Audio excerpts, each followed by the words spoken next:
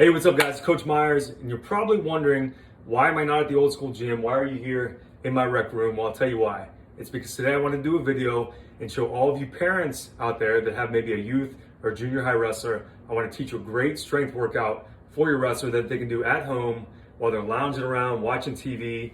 Now I'm doing this for a couple reasons. Number one, it's the holidays. So many wrestlers, especially youth programs, their practices might be canceled. They might be home a lot. You got a lot of things to do. You're running around, going to see family, last minute Christmas shop and stuff like that. You may not be able to get them to their practices.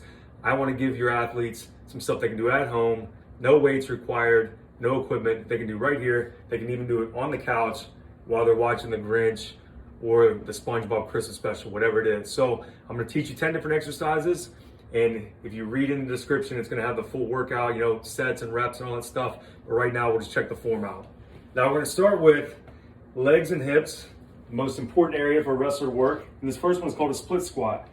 So they're going to take their back leg up like that, make sure their hips are square, step out a little bit, and we're going to go down till the knees close to the ground. Boom, right like that. We're going to make sure they're not leaning too far forward like that. Weight's nice and neutral. If it helps, they can put their arms out like that. That kind of helps with their balance. Down, touch the knee, and back up. Nice and slow and controlled. So there's a split squat. You want to mimic the movement on both sides. A regular body squat is going to look like this. You want your feet about shoulder width apart. Good arch in the back. First movement is hips come back. Set down into the squat to parallel. Back up, hips come forward. You don't want your first movement to be down. That's going to bring the knees out too far. So hips come back. Chest is in good position. Set up. Bring the hips forward. That's number two. The third one is called a lateral lunge. I'll move back a little bit so you can see the full movement. I'm going to start. One leg's going to be my post leg. I'll step out. I'm going to keep that post leg straight. Set into a squat over top of that outside leg. Right like that. Keep the chest up. Now, the mistake I usually see people make is when they step out, they let that foot point where they're going. You want that foot pointing straight ahead. Chest up. This side of your body should look like a squat. This side should be straight. Then obviously repeat the same movement on the opposite side. Our next one, this is one of my favorite ones I have my kids doing while they're watching TV. You can do it right here on the edge of the couch. It's called a glute bridge. So they're just going to lay on the edge of the couch like this. Just the shoulders, they can lay their head back. Push the feet into the ground. Squeeze the glutes and bridge the hips up. Right like that. Pause the top and back down. To make it a little bit more advanced, you're going to lift one leg. Same movement, come up and squeeze to the top. And again, they want to try to keep their hips square. They don't want to twist away from it. If it helps, they can rest that foot on top of the other knee. Doesn't really make any difference because we're working the leg where the foot's planted. Right up there, squeeze the top. So there's your regular glute bridge and then your single glute bridge. Next we have a push-up. Now you're probably familiar with push-ups, but most youth, even junior high athletes I see, they do push-ups wrong. They either have their butt out in the air or their elbows are flared out real far. But make sure when they put their hands on the ground, they should turn their hands just slightly so their thumbs aren't pointing straight in, they're pointing up just a little bit. That's gonna help keep the lats engaged and keep the elbows in. I always tell my guys to grip the ground, keep their abs tight and braced. So you want to push up, body straight, looking down at the ground, right like that. Now, a more advanced version of the push-up, and you wouldn't want to do this unless they can master the position of a normal push-up. But if they're able to keep their body straight, good position with the elbows, able to keep their lats tight, core braced, then they can do what's called an elevated push-up.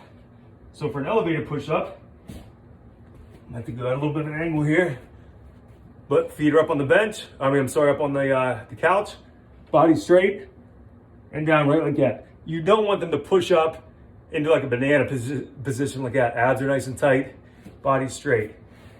Now another elevated position that you can do from there is really gonna work the lats and the core is what I call a cat plunge. So it's kind of like a combination of an elevated push-up and a plunge position and a saw. And what we're gonna do is have our feet up on the couch. And now instead of my hands facing forward, I'm turning my fingers out, okay? I brace with the abs.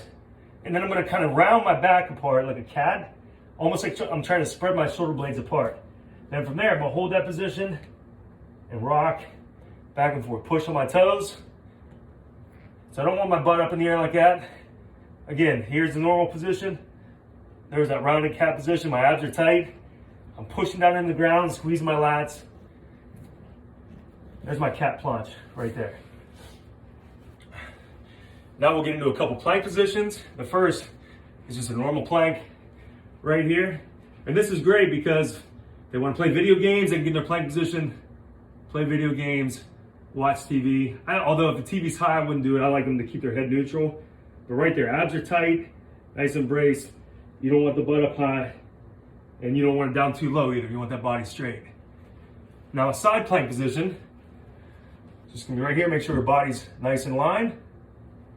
We're gonna bridge up, straight midline, other arm straight up in the air like that.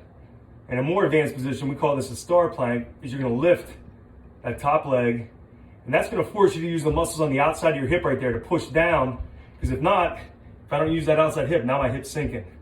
So I'm right here, up into a star. And again, just make sure they repeat the set on both sides.